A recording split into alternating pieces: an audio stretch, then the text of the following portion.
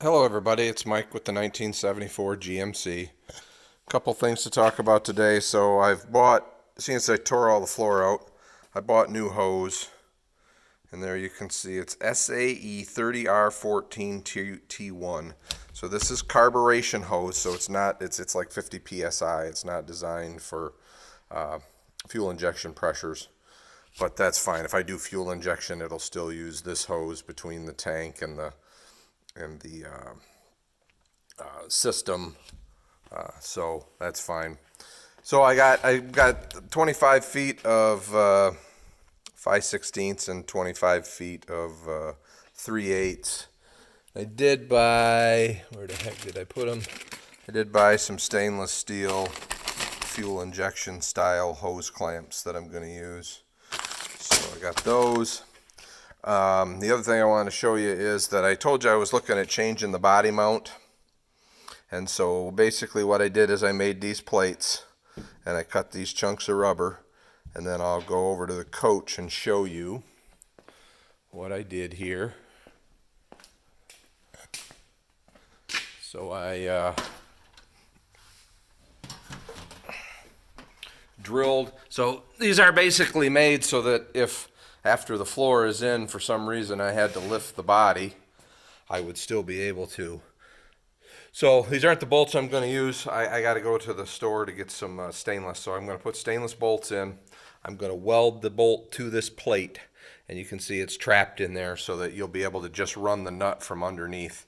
And then you can see the rubber is under there, so there's a rubber pad on either side of this frame member. You could still probably get a little knocking from the bolt underneath, and I may change just a little bit and put a thin piece of rubber here because this is a little proud, and I didn't want to tighten it much more than that, and then put that thicker piece of rubber underneath with a washer. So I may end up doing that.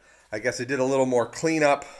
I did decide to get rid of the auto level system. I thought I'm just going to go with the KISS principle and keep it as simple as possible. So you basically just got one line to each wheel.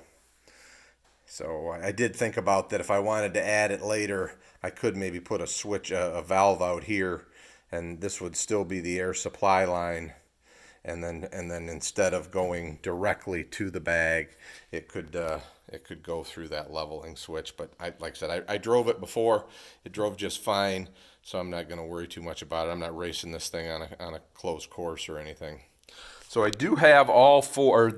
Actually, I'm going to put these on at least the 1, 2, 3, 4 cross members in the middle. I'm not sure I'm going to do it all the way to the front because that's a box section and there's lots of stuff running through there, and the board that goes across should hold that one pretty well flat. But so I guess I kind of jump back and forth. You can also see the piece of body rubber that I cut, and I've eliminated it everywhere else. So one other thing I did remove the crossover propane line. I've ordered new line. I was going to use it originally, and I just said, you know what, I'm this far, I might as well put a new line in. So one of the things that I need to work on is, you can see this aluminum bar is kind of showing us where the bottom of the plywood's going to be, and we got a pretty good gap now underneath there. So kind of gives you a good idea. So I'm going to have rubber and then some sort of steel or aluminum tube that I can screw to the wood to keep it in place. So build a little framework in here. The other thing is, and I don't know if I can get far enough back so you can see it or not. Hopefully you're not getting too dizzy. But remember that area was covered by one giant piece of plywood, and I'm not able to buy that giant piece of plywood. So I want to build some sort of a structure in there to hold. I'm going to run the sheets crossways in there, and so I'm going to want something that they can screw to in the middle. So I got to build some sort of a framework in that area. I'm not sure what others have done, but I'll figure something out.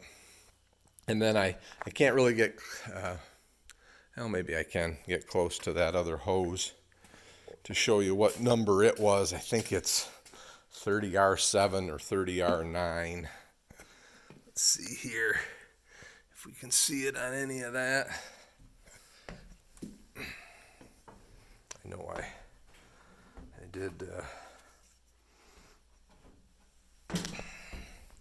did uncover it at some point here so I could see it.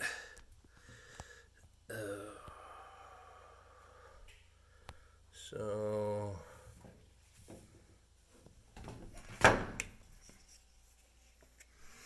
it's harder working in here now with those tanks. So there it is. Let's get it in here. SAEJ30R9. And that's more of a standard fuel line for regular gasoline.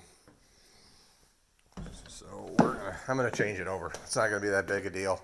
My coach already has, you can kind of see that red line right there, has a hard line from the fuel controls to the front of the engine. So it's not gonna take that much. I'm just gonna pop this stuff out, put new stuff in, and like I said, I'm here. Why not? And you can see there's another one of the body mounts right there, and a piece of rubber. So kind of excited to be getting close to putting the floor back in it.